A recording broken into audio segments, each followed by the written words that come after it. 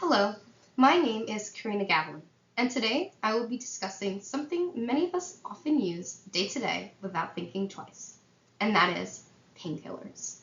Whether it's a headache, cramp, or back pain, and even recovering from surgery, pain relief is an essential part of our daily lives.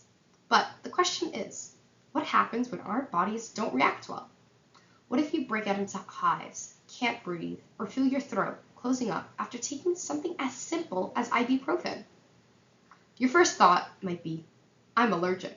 But the reality is, most reactions to painkillers are not true allergies. They may look and feel like allergies, but often there's something entirely different.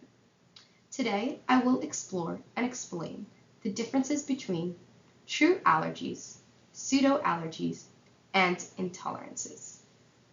I will be discussing how they work, why they happen, and why understanding these distinctions is so crucial. To begin, let's do a quick overview of painkillers. There are three main types of painkillers, which are also known as analgesics. Each class works differently in the body. NSAIDs reduce inflammation by blocking enzymes called COX-1 and COX-2. Acetaminophen, also known as Tylenol, reduces pain and fever, but not inflammation. Opioids, on the other hand, work on the brain's pain receptors and change the way that we feel pain. While the ordinary person can take these medications and be completely fine, the very small minority will have a reaction. And that's where things can become both very confusing and extremely dangerous. So what exactly is a drug allergy? A true drug allergy involves the immune system. It happens when your body thinks the medication is a dangerous pathogen, like a virus or bacteria, and attacks it. There are two main types of allergic reactions: type 1 hypersensitivities and type 4. Type 1 hypersensitivities are immediate allergies. This is the kind we often imagine: fast, dramatic, and potentially life-threatening. It is mediated by IgE antibodies. Here's how it works. The first time you take the drug, your immune system makes IgE antibodies against it. The second time, those antibodies signal immune cells such as mast cells to release histamine, which causes symptoms like hives, itchy skin or eyes, swelling of the lips or tongue, shortness of breath, and even anaphylaxis, which can be fatal without immediate treatment. This type of allergy often develops to antibiotics like penicillin, but rarely happen with painkillers, especially NSAIDs or opioids. Type 4 hypersensitivities are also known as delayed allergies. These involve T cells rather than antibodies. They develop more slowly and occur hours to even days after exposure. Symptoms can include red rashes, like a measles-like eruption, eczema, or peeling skin. Unlike type 1, these aren't immediately life-threatening, but they can become extremely serious if left unattended. But here's the catch. Most reactions to painkillers aren't actually allergies at all. In fact, they are most commonly one of two things: intolerances or pseudo-allergies. What is a drug intolerance? Rather than an immune response, it's more like a side effect. For example, opioids can cause nausea, vomiting, constipation, and drowsiness. NSAIDs can lead to stomach ulcers, gastric bleeding, or kidney issues. Acetaminophen, when overused, can damage the liver. These reactions don't involve antibody T cells or actually any part of the immune system at all. They're related to how the drug behaves chemically in your body. That means they're predictable and often dose-dependent, meaning the more you take of the drug, the worse it'll be. So, what is a pseudoallergy?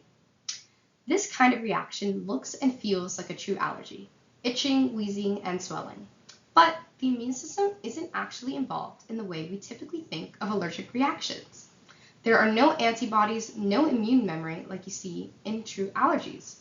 One of the clearest examples, and one mentioned directly in our research, is aspirin. Some people develop symptoms like wheezing, runny nose, facial swelling, and hives. They can even develop asthma attacks, sometimes minutes after taking aspirin. Now, this seems like an allergy, right? But it's not triggered by antibodies like IgE.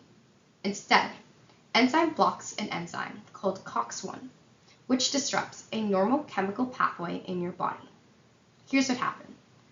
Your body normally balances two groups of chemical, prostaglandins, which are anti-inflammatory, and leukotrienes, which can cause inflammation, especially in the lungs.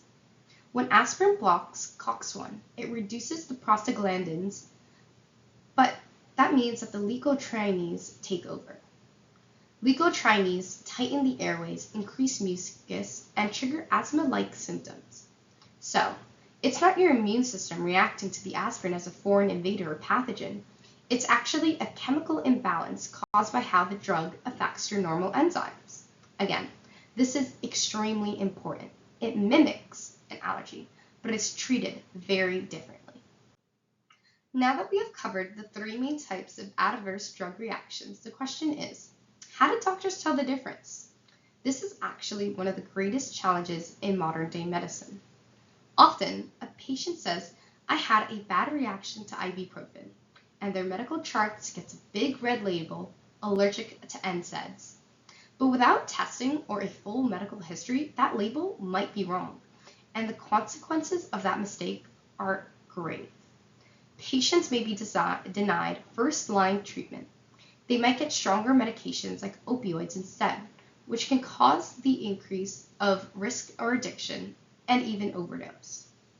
Or they may even receive less effective drugs, leading to worse pain control.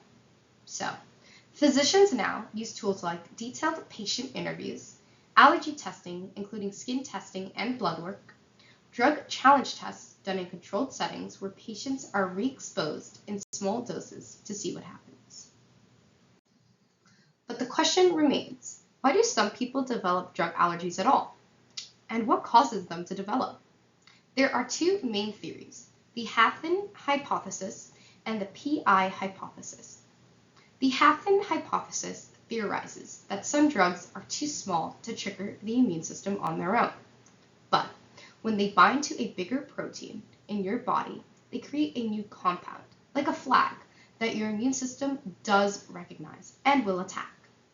The PI hypothesis, on the other hand, also known as the pharmacologic interaction, suggests that the drug binds directly to the immune receptors, sort of like jamming a key into the wrong lock and forcing it to turn anyways. However, in both cases, the drug's chemical structure is key, and that's why two similar drugs can cause extremely different reactions. That's because the body and the immune system may recognize one structure, but completely ignore the other. Painkillers are powerful tools, but they come with risks. And not all of these risks are created equal. The next time someone says, I'm allergic to this medication, consider these possibilities. Is it really a true allergy? Could it be a pseudo-allergy? Or maybe it's just a predictable side effect, an intolerance. The distinction matters. It affects how we treat pain, how we label patients, and how we educate ourselves about the medications we rely on. The takeaway is simple, but crucial. Not every reaction is an allergy, and knowing the difference can save lives. Thank you for watching my presentation. I hope you have learned something about the world of allergies and how it coincides with drugs. I hope to see further medical research and advancements to be done in this field. Thank you once again. Have a nice day.